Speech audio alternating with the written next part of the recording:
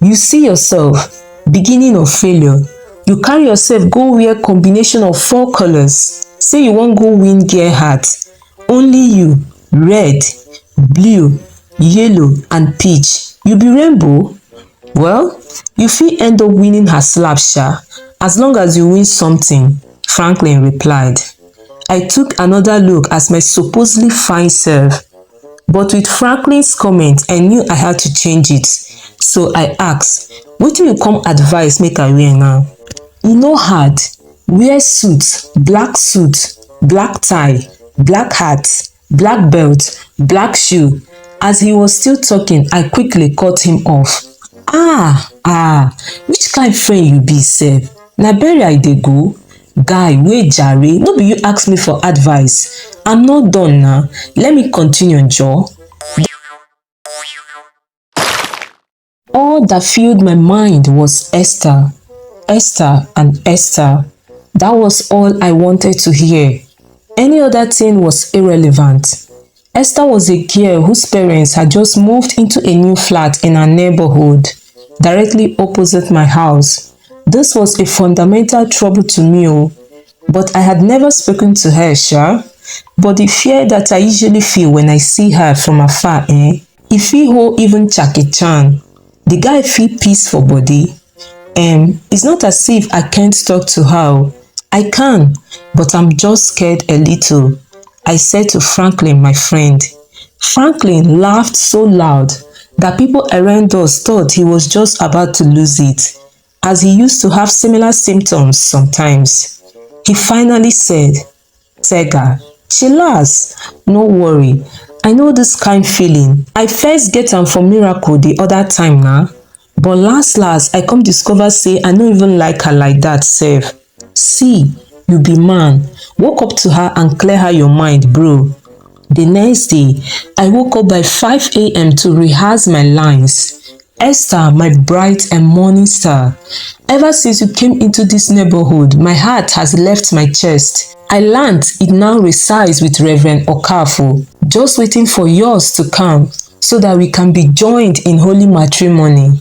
I have never felt like this before in my entire life. I rehearsed these lines like 20 times to the extent that when mom asked me to recite Psalm 23 in our morning devotion that day, I forgot every other thing and poured it out to them as I have crammed it, because I used the la cram la pour la forget formula.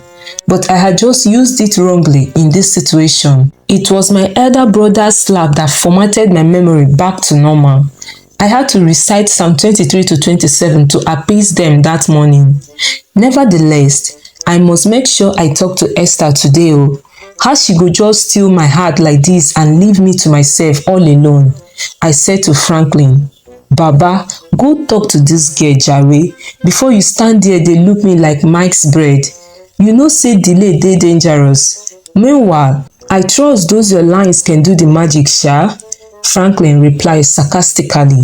Look, Frank, hope this outfit dey okay. See, I wan impress this girl so well until my face impress for her heart, I said.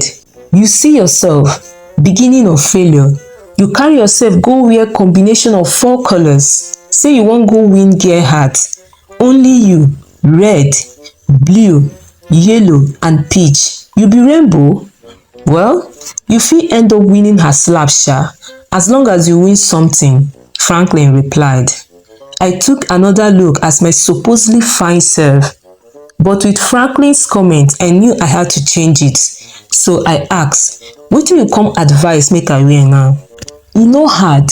Wear suit, black tie, black hat, black belt, black shoe. As he was still talking, I quickly cut him off.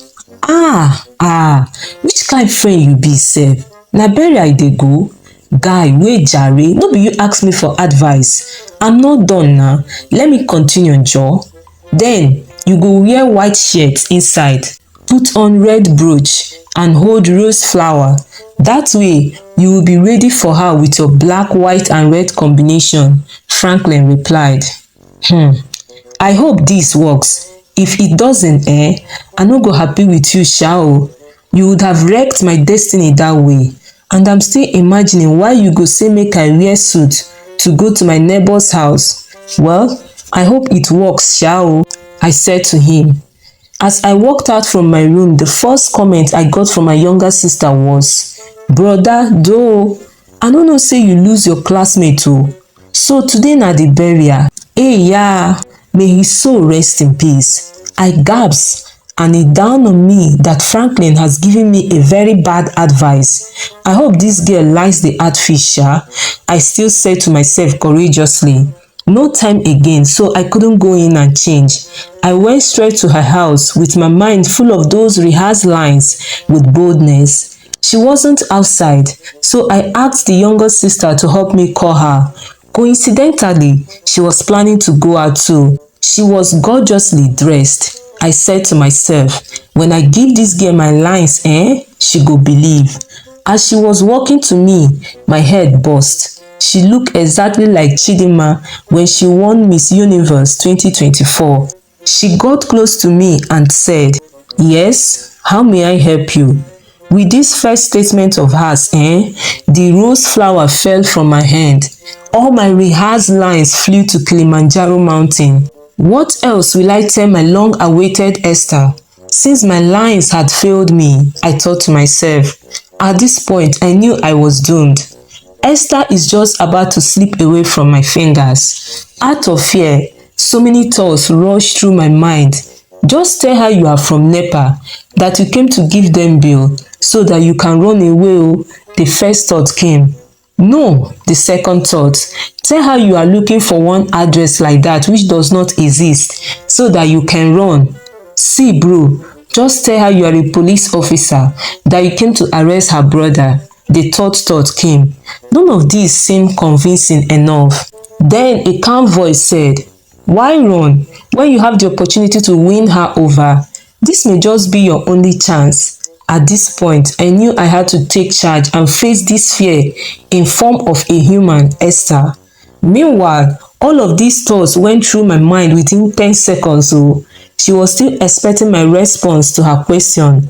Then finally, I coughed like a big man and said, "Good morning, dear.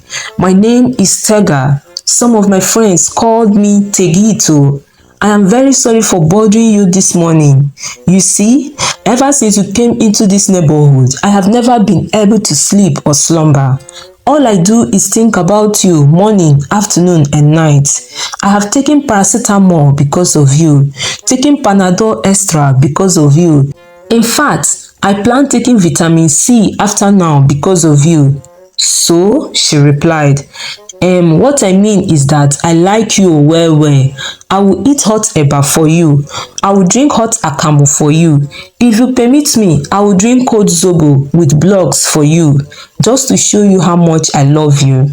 I knew I might be doomed, but surprisingly, with a smile on her face, with her Orabi set of teeth, she sighed and said, "Well, that's quite interesting. It's all right. I like you too. I have been admiring you too for long also, just waiting for you to make the first move." Then she drew closer to me, staring into my eyes intently. I was just there standing like a madman admiring a naked woman. So in a bid to reciprocate, I drew closer to her to give her a kiss, and the next thing I felt was, "Bye!" a very loud slap. Then I woke up from my sleep and saw my elder brother staring at me. Then he said, "If your mouth ever draw close to me again, I will break all your teeth." Nonsense. This was when it dawned on me that it was just a dream all this while. In real life, I have still not been able to approach Esther. But I know I love her, so I got to keep pushing. I decided to strategize this time around. I went online to research on ways to approach a lady you love. I saw so many ways and they confused me more instead of helping me. Sitting in the balcony and thinking of how miserable it is to love someone and the person doesn't even know or love you in return. I saw Esther coming out from her house with Gladys. Gladys is my church member. We are not that close, but we are in talking terms. I never knew they were friends. Immediately, a plan came to my mind. Later that day, I went to church for evening service. hoping to see Gladys. I got to church at 5 p.m. for a 6 p.m. service. My trouser was neatly ironed. I knew I had to impress Gladys so that she will have the morale to help me talk to her friend Esther. I had to resort to a third-party communication since anytime I see Esther, my heart skips. Hello, Gladys. It's been a while. How are you doing? I said. Tega, it's really been a while. I'm great and hope you are cool too. Meanwhile, you have a very nice outfit on you, Gladys replied. At this point, my mind was already drinking coke and holding shawarma on the other hand. Since she could observe and compliment my outfit, then she is probably impressed with me already, and I'm sure she will help my ministry with Esther. With that confidence, I said, Gladys, I kinda like your friend Esther. How can you help me get hooked up with her? Oh, you too. Ha ha ha. Gladys laughed so hard. In my mind, I knew there was a problem already. For she to be laughing like one that is being tickled by a boy. Stop laughing now. Talk to me. Can you help me? Please, I really need your help. I love her so much, I added. Managing to stop laughing, she finally said, Wait, Esther is very hot now. You are the third person asking for my help now to that regard. Well, I would have loved to help you as per church member, but only on one condition. I was now very happy. What condition can't I meet for my love? Just say it, Joe. I am up to the task, I said to her. Then she said, Hold on, man. Don't be in a haste. On Sunday after church, I will tell you. At home that night, only one word occupied my mind. Condition. What could that be? Well, I'm ready to do anything, even if it means getting the skirt of a lioness or the suit of a monkey. I can go anywhere just for Esther, I said to myself. But now, all I need to do is wait till Sunday. The day was Wednesday. Wednesday to Sunday was now like 2010 to 2020. It became unimaginably far for me. My mom even noticed the eagerness in me to be in church on Sunday. Normally, I'm being forced to go to church because I don't always want to go. But now, the reverse is the case because of Esther. I am even the one reminding them of the special service we would have on Sunday. Finally, it was Sunday morning. I prepared and went to church. Pastor Itiro preached the sermon for 3 hours. As the sermon was going on, I was busy thinking of the condition Gladys was going to give me. And I wished the sermon would end already so that I can meet her. Towards the end of the service, Pastor Itiro said, Please, just 5 more minutes. Let's listen to Deaconess Okoro's testimony. 5 minutes, you said, I'm counting it, I said to myself. You will not believe that Deaconess Okoro used the 5 minutes given just to shout praise the Lord and hallelujah. Then she said, I have not even started. If I start telling you what God has done for me, night will fall and day will break. We will still be here. Yea, this woman has killed me. If not that Gladys was still in choir, I would have probably gone to call her outside just to hear it. I desperately wanted to know the condition. The church service finally ended and the choir started their fellowship after fellowship meeting. I thought I was a man of patience. At that moment, I knew I had good luck instead, for there is no iota of patience in me. After several hours of waiting, Gladys finally came out and said, Oh, handsome, I am so sorry for keeping you waiting. I had to do 1 or 2 things. Hope you are not angry with me, my dear. I wasn't understanding what she was saying, sef. My goal at the moment is to get Esther, so I didn't pay attention to her choice of words. Why don't we discuss it in the eatery along the road, dear? She said. I was a bit confused. First, she said there is a condition. Second, she calls me handsome. Now she's talking about an eatery. I just hope all this works out well, I said to myself. We got to the eatery. Gladys said, Tega, guess what? In my mind, I was like, this girl have come again. I said to her, why do you just want to give me heart attack? It's not fair now. Just tell me, please. All right, I will tell you. I spoke with Esther during the weekend. and she has kinda noticed you too. But you would have to approach her yourself first to prove that you love her. Then I can come in from there, she said.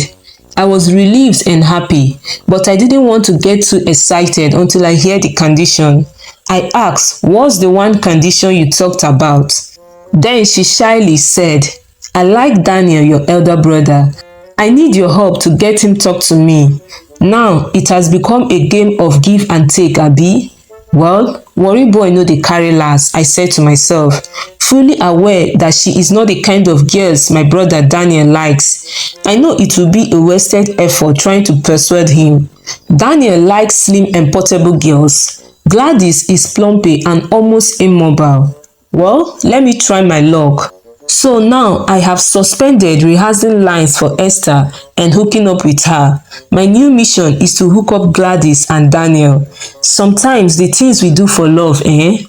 Bro, welcome. How was your day? I quickly said to my brother, who just came back from an outing. Daniel was surprised and he ignored my pleasantry. The reason for this wasn't far-fetched. Daniel and I have always been cat and dog. Remembering when I almost kissed him the other day still marvels him. Well, a parable say one who is looking for something always have a longer hand. Even though my hand isn't long in this regard, I didn't mind going the extra mile to stretch it, so I followed Daniel to the room. I kept water for you in the bathroom. Oh.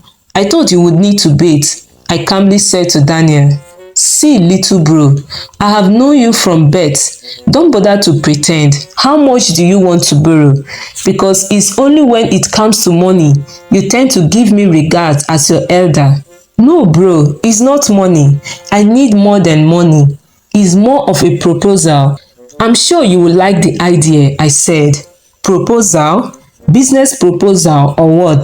The last time I checked, you suck when it comes to profitable ideas. All the same, go on and tell me your proposal. Save my time too, Daniel replied. Girlfriend, I have a girlfriend for you. She's very pretty. You will like her a lot. Gladys in the choir, I added. He looked at me as if I had asked for his 2 kidneys and said, you are not feeling fine. Then he walked out. All hope seems lost, but then the worry blood was still in me. I can't just lose this battle. I lied to Gladys that he had agreed to talk to her, and we hooked them up the next Sunday.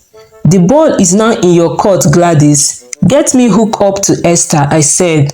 No, that wasn't our agreement. Oh. You talk to her first to prove your love. Then I come in to perfect it, she replied. I said okay and ended the call. The worst that would happen is for her to say no. It's better than not trying at all. Crossing my heart, I waited for Esther to come out of her house and then give her those punchlines of mine that I have crammed. Unfortunately for me, as Gladys had earlier said, I wasn't the only one in this race. I saw 2 other guys perching around the corner of Esther's house same time. As a bad sharp guy that I am, I knew what they had come for. We all had exactly the same purpose to capture Esther's heart. Could we all approach this lady at the same time or just come together to form an alliance? I said to myself, but either ways we were all doomed. Finally, Esther came out. She was putting on a purple short gown. She had a beautiful hair too that could make any man in his right sense trip and fall. Hello, hello, hello. There came the starting phrase from the 3 of us. Using the same words for a start just showed me how boring we were. At least they aren't better than I with words, I said to myself. But in stature, I was probably the strongest, and irony. Seeing us 3, she smiled at the moment. I knew it was either going to be a battle of words or a battle of blows. I could easily choose the former, as my strong stature would make me the greatest loser in the later. So here we are, battle of words. I threw the first punch.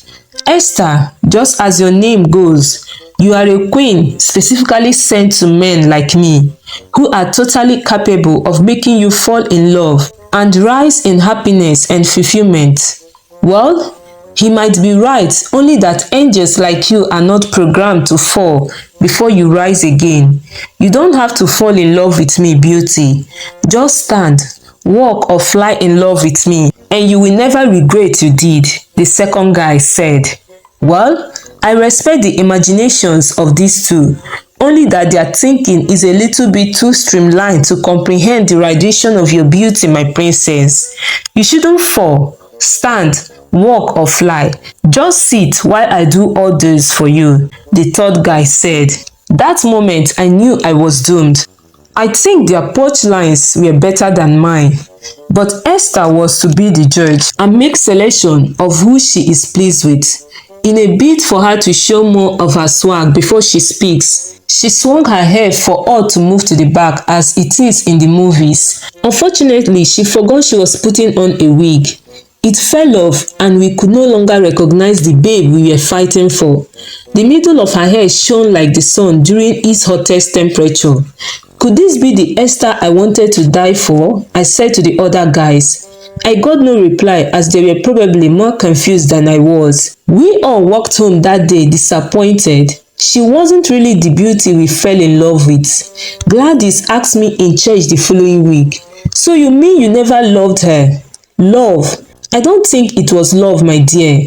It was just crush. And now I am over it, I said. So what about my Daniel? She asked. Putting my hands in the pocket of my well-ironed trouser, I said, well, if what I had for Esther was just crushed and not love, so also should yours be. Just accept it. We all have been crushed, not loved. Thank you for watching to the end. Please like, subscribe, share for more.